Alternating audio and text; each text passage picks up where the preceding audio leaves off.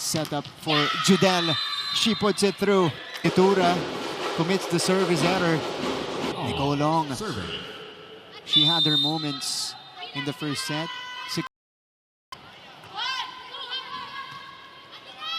Good first pass. Napal with a soft touch. Rica Blanca. Gia again with the defense. Judel. Gavica. Over to Cabadin. Nandun si Silva. Net. Choosing Martin. And she sends it in. There you go. And Martin getting a hit. Right there. Challenging the defense. Yeah. So pumapasok na ngayon yung mga palo. Question ngayon is the consistency of both teams.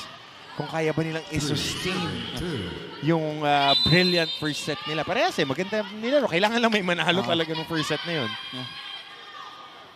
Probably the longest set of the season. Yep. Yeah, it was. Ooh. Net touch. That's an error on Letran's side. So Mapua gets the point. 3 apiece. Again, still a must-win situation for both teams with Mapua trying to solidify that number 3 spot. Ito namang Letran trying to ascend and become our top team in the league as we enter the Final Four. Let's now go courtside. Dito ulit si Kayla Afable. Kayla, go ahead. The higher you are, the greater the fall. Having earned their spot in the Final Four, the Lady Knights now need to prove just how much they deserve to be there. They need to show their strong character today, especially for a team under the wing of Coach Oliver Almagro. Right now, Coach Oliver calls for the team to react better when their attacks are blocked. Natataranta kayo, di nyo na-expect na madedepensahan kayo. He reminded the team to be smart and take their time. The players need to pay attention to their individual roles and know where to bring the ball when the ball is returned to them. All for now, back to you, Martin and Coach Hammer. That's right. Thank you so much, Kayla Afable. They had problems in the attacks until Gia Makilang came in. Yep. And dominated. Athlete. Athlete. And when you're going up against a team that are quite efficient when it comes to blocking, you need to have athletes. Yeah. Athletes, para challenge mo pumalo, hindi pwedeng pahulog-hulog lang. So, yun yung nabibigay sa'yo na variation ng atake para kay Gia. Ayan, sila ni Nitura kasi athletic. And it is such a luxury for a team to have a scorer na kahit broken play, meron ka pa rin chance sa pumunta. Yeah, out of system attacks, yung mga ganun.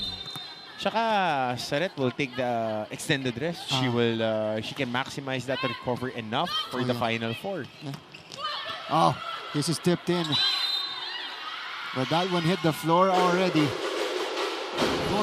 So Manalo will score this point. Again, Tere Manalo has rotated in this Mapua lineup. Is she on her last year? Hindi ko sure. She was a rookie 97. Wala, okay pa. Meron pa, isa pa. I remember that kasi siya yung isa sa leading scorers ng Mapua at that time. Ooh. This is a scramble on the side of the Lady Cardinals. So Letran will grab the lead again. Gia Makilang, her drops have been dropping. Yep. Nakatatlo siya in the first set, but her hits have been popping too. Exactly. Well, yeah. She has shown us everything. May ace pa yan, may block pa yan. Kompleto si Ricardo's. Coming off the bench pa yan. Off the bench pa. Off the bench pa yan. Tama. Oh, they go long with some emphasis on the hit. Spicy one. That was a spicy one. Yeah. This is, again, a more power-minded Nicole Ong we are witnessing this season. And she has a little bit more lift. Yeah. Lift on her, a pop off her step. Yeah. At bounced off the net. Ito na si Freyan. Denied! Sinaraduhan ni De La Cruz. So, Fran Garcia getting shut down by Royce De La Cruz. 7-6. Oh, scrappy first ball. Oh, and it results to an overcooked attack from Rica Blanca. So Letran brings us in our first technical timeout. Abante sila ng dalawa.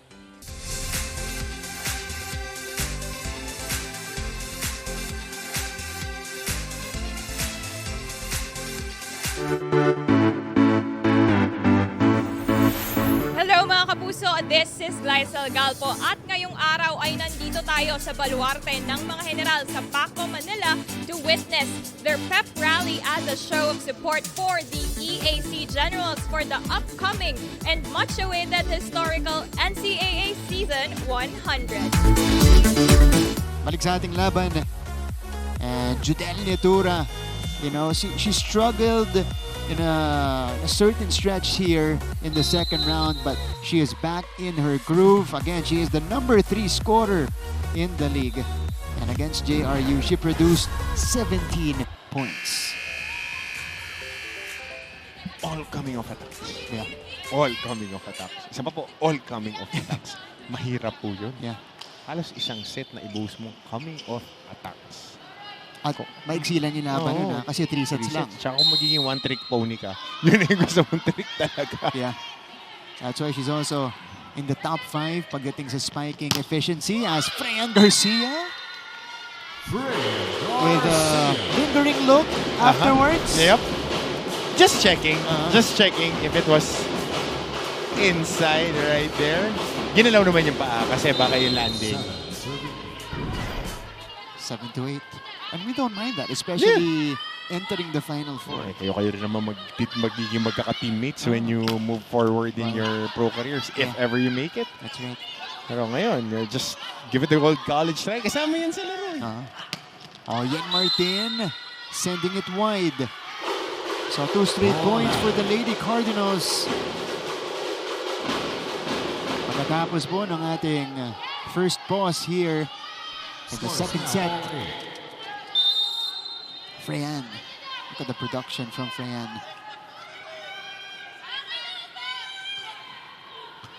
Martin. Back set for Judel. She is shut down, but she keeps it alive. Nico Long does the smart thing. Going for the long tip. Nicole Ong. Such an intelligent player itong si Nicole Ong. And she's been like that since her rookie year. Yep.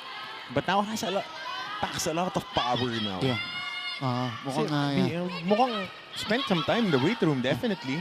Because for you to be that tall and that strong to hit, ibig sabihin, you got stronger. Yeah, exactly. Part of the off-season for Nicole Ong. 3-zip run for Mapua, and now they take the lead. Make that 4-0 now. And they're ahead by 2. It's a good kill block here. Getting roofed by Ong and Kabadin. Si Kabadin, okay ito maglaro. Okay siya. Kailangan lang niya talaga ng reps. Kasi athletic din eh. Athletic siya. Willing pumalo, di natatakot. Kailangan lang niya ng reps talaga playing. Kasi mahirap yung maglalaro ka being inserted na magugulat ka. Yun yung nangyari eh.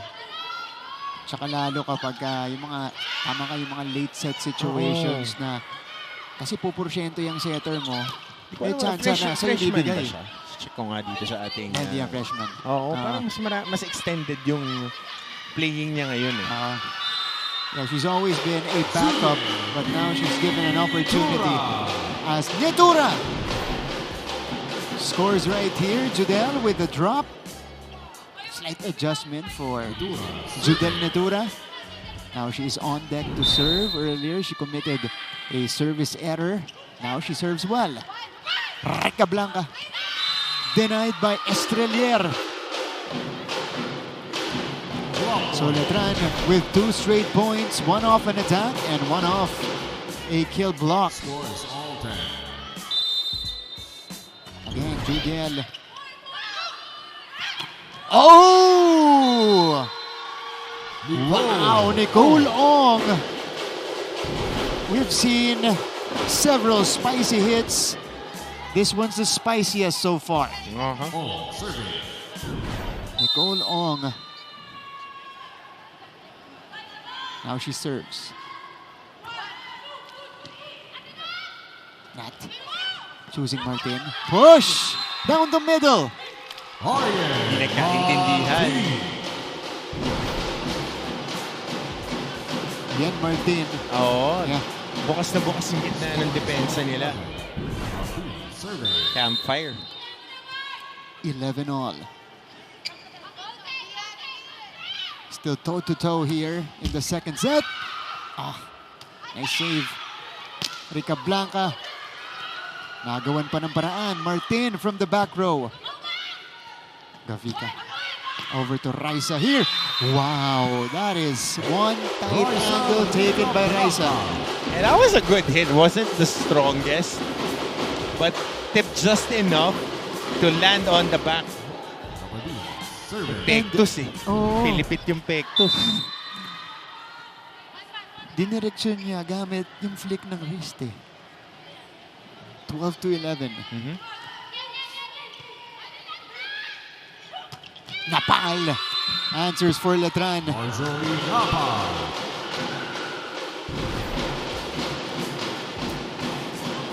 Close again here in the second set.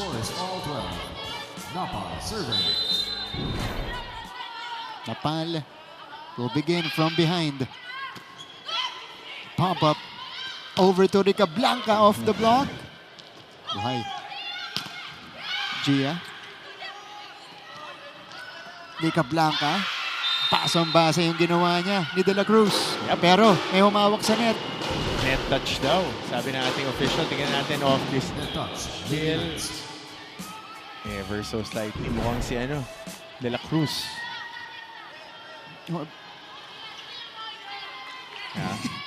Okay na, Challenge yung Mapua eh. Puntos nila. Okay na.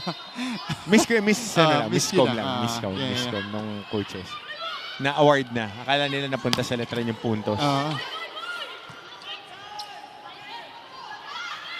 Makilang on the second jump. Going on this downhill hit. Going down the line.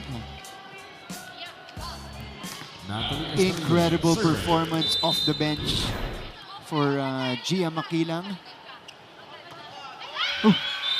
Yun lang. Service error. Wrong contact on the ball. Dun sa serve na yun para kay Estrelier. Ito na, si Tere Manalo. Solid in the middle as well. Better first ball. Back set for Judel. She is sent back. One more time here for Nitura. This time gets the better of Garcia. Yep, getting checked. But no worries. Ando doon yung talaga pumalo. Yeah. Again, di pwedeng isa lang. Ang ibato mo dyan kay Nitura. Gavika to Nicole.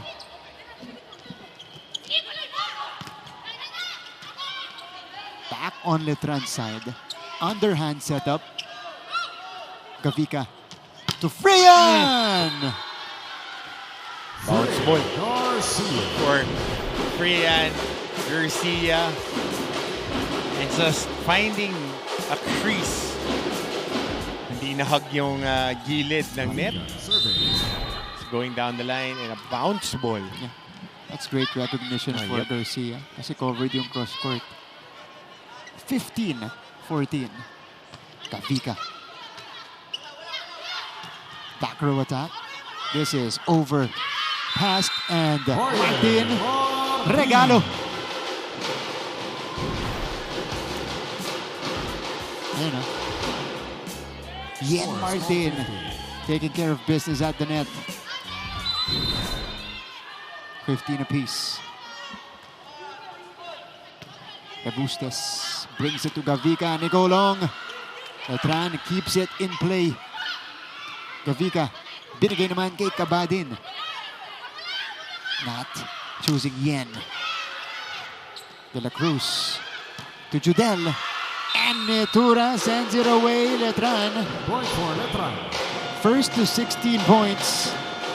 But, di na itutuloy ng Mapua ang challenge. Naghahanap sila ng Double contact. double contact. Punta muna tayo sa ating break.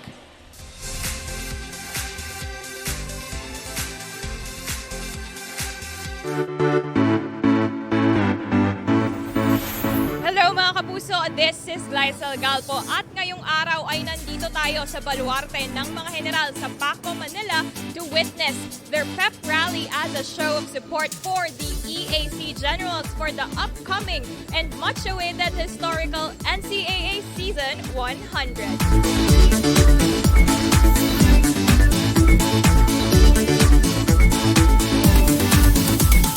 Sobra kaming naghanda ngayon. Talk about a back and forth affair here in set number 2. Nagpapalitan lang ng puntos yung magkabilang panig natin, Coach. Alternating lang. And we're tied. It's 16-15 right now. Yeah. With that last attack by Letran. So quick switch dito. Martin out. Sari in. So ito na, heavy hitters. Makilang, Sari, and Nitura. With the two middle blockers and si Estrelier. That's the front line. Tangkad ng front line itong Letran. Confusion. Will result to a free ball here. Vanessa Sari Welcome back. produces right away. So, fresh off the bench, she was warming up earlier, getting that attack, getting that point. Lalakas pa tong si Sari. Magiging athletic pa to. She could add a few more inches to her vert. So much promise. Pagka isang buong off-season yan, yun lang. Gigil. Easy over na dapat. So, na-establish na ng Letran yung 2-point lead na ibalik ng Mapua. Garcia. 16-17. Freyan. Set up. Pop up. Garcia. Soft push. They go to Judel. Want to adjust. Nico Long. Back to Judel. Rebustes with the coverage. It is a chance ball though. Not to Vanessa. Too strong. And there's a check. Check ball. May check ball. Vanessa Sari. So a little bit more breathing room para sa Letran.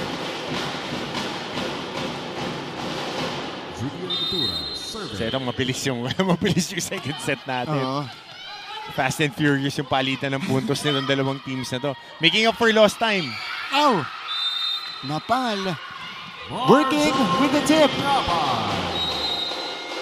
It is a 3-point lead for the Letran Lady Knights. Their biggest so far. Napal. Iniwas kay Rica Blanca. So tumatayo lang tayo dun sa harap. Iba yung kasi naka-ready sa nakatayo. Okay, ano ba? Ready block. Sino ba yung spiker? Identify kung sino yung spiker, then ready sa block. Ilan ang spiker ngayon? Dalawa lang. Dapat naka-ready kayo dun. Ano bang ginagawa? Inangat niyo yung kamay, nilalagay lang, basa lang, tapos galaw lang tayo ng galaw. Kuha lang ng kuha. Lumalayo, tatlo na yan. Dikit natin yan. Nagkakalapses kasi sa blocking. Pati na rin yung movement nitong blockers ng Mapua. Ang hirap naman kasi. Ako I'm putting myself in the shoes of the blockers ng Mapua. Si-shift ako sa kaliwa, Nitura. Pag shift ko sa kanan, Sari. Yung middles ba, ang liliksi. Tapos mahusay yung setter nila. Underrated dun si Estrelier Pero dito may sagot ang Mapua. That's the right play. Pet play. You always go back to that middle. Hanggat hindi na susolusyonan, tamo lang ng puntahan. That's the right play. Quick execution after a timeout. Question is though, can they sustain? Because Letran has found their groove here in the second set. They go back to Vanessa. Cross court. Straight to the corner. That point, Vanessa Sari. Definitely a faster set itong second set natin with Letran trying to impose their will. Yeah. Sari serving. Again, opening set lasted for 48 minutes. Hindi naman tayo nagmamadali Di dito. naman, Hindi di tayo naman. nagmamadali. We've had sets last for 20 minutes. Just for context. As we see na pa, tips. Yeah, she tips it in. Exactly. But my longest game that I covered was the men's game Okay. ng Arellano and Mapua. Ooh. That was definitely the longest game that I covered. We started 5:30 tapos kami mga 8:50 na. 8 to 8:30 kami ni Anton. This was when we were covering the men's game for live stream sa San Andres. Fifth set, tapos yung, mahahaba. Brad, tapos ang haba ng rally, ng lakas ng palo. Pati yung crowd ni Bertal, tsaka ni Barbie na mga kasama, napahagod. Actually, crowd favorites pala yan. As we see, Vanessa Sari. Vanessa Sari. Making up for lost time. When she sat, Timeout. it's like a potent to, may makilang pa. Uh-huh. So, very, very potent na offense. Galing sa dulo, alam mo, nakatapat sa'yo o hindi. Diba? Bata, agawin. So, kailangan yung trust nyo doon sa kasama nyo na andun dapat. Magtiwala kayo sa kasama nyo na kayang gawin yung mga ganun. So, hindi na dapat natutumbayin. Easy ball na lang dapat yun. Sino nasa harapan? Tatlo? Sige, sa pasukan mo na maganda. Diskarte ka na doon, Jem. Go, tara. Let's go, let's go, let's go. Hindi ka din na. Yan na yung panap. Si Coach Aying emphasizing trust dun sa mga kakampi. As we see here, the back and forth again, Letran has 7-2 run. Taken over here in the late stretch of the second frame. 7-2 run for the Lady Knights. 22-17. Quick attack. Pinasok na dito si Yabut. Makilang. Back row. Judel breaks through. Julien Litura. Pasag yung depensa. Hindi nga eh. Nakakapagod shifting from one side to the other. Tapos parehas na wing attackers. Very efficient. Again, they are top 3. Nitura and Sari when it comes to scoring. And they're off the bench. Relegated. Bumaba si Gia Makilang providing. And she was one of our top players last season. Yeah. She could easily be one of the top Option one. scorers in the league. Exactly. Yeah. Pero mas importante sa kanila, manalo. So many, you're right, potent options as Yabut Bianca Yabut. scores her first point of the match. Palitan ng tao para kay Coach Aying Esteban. Inserting Yabut here in the second set. Akala ko meron siyang wristband. Yan. Ooh. Ink. Ink pala yun. Okay, may challenge. Video challenge request by the Lady Knights. Net touch. Tignan natin. Challenge to mula sa side ng Letran. And they like the stoppage here to prevent any momentum from Mapua's side.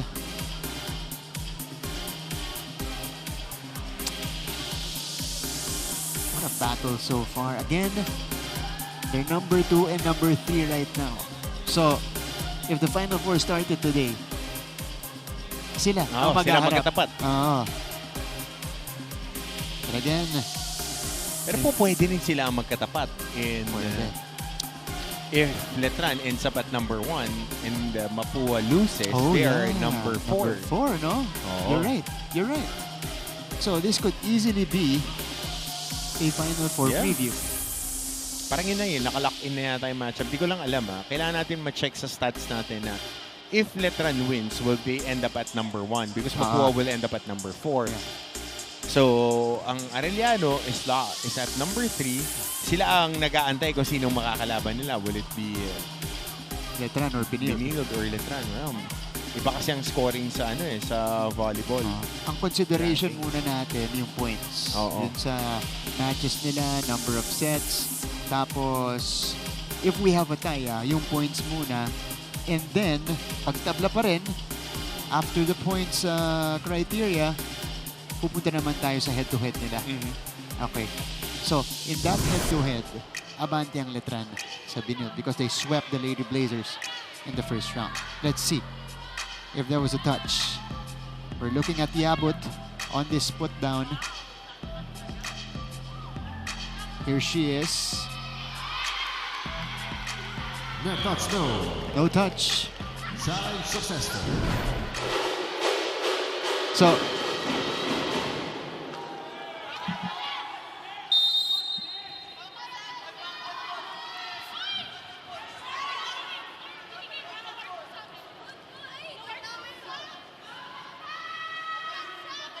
all right.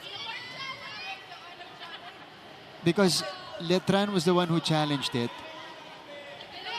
Net touch ang challenge nila. Tapos walang net touch na nakita sa screen natin. So it should be unsuccessful.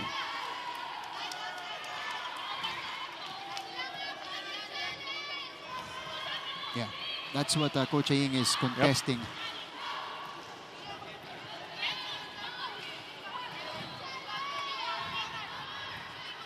This is an extended pause already. Yep.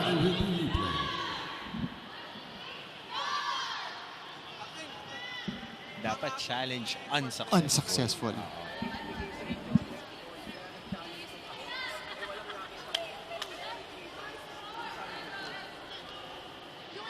Okay, so Coach Aying is contesting pala. Kasi ang verdict pala ng ating official ay replay. So they won't grant Mapua the point. Oh, dapat, di kasi naka-point si Yabut. Yabut, yeah. Tapos challenge. Na-count na ba yung point ni Yabut? Dapat counted na yun. Kasi naka-score siya eh. Oh. Naka-score siya, so that counts. And replay, bola nila. Dapat ganun. Challenge yung previous play. Opo, binigay ko sa inyo, di ba? Nag-challenge sila. Walang net touch na nangyari. So, pero puntos na, bigay nyo na po sa amin yung replay na puntos. po yung replay. Sige na, sige na. Sir, bumagsak na po yung bola. Yeah. Kinol na po na amin yung bola. Yeah, Ang tinawag ko net touch. Okay? Sir, wala kayo. Tinawag ko net. Kaya nga na sila nag-challenge ng net touch eh. Okay. Okay. So ang initial na tawag pala.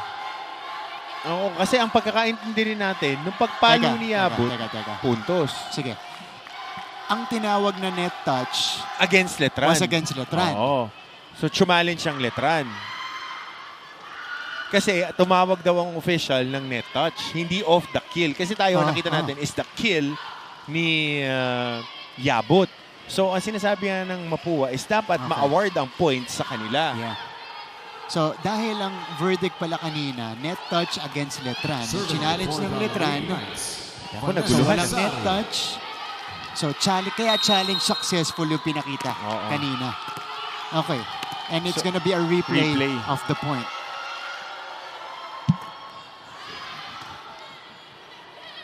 Gavika. Rica Blanca takes it back. Yan, malinaw. Malinaw. Pumagsak yung bola. Rica Blanca with a swing. Only one blocker in front of her.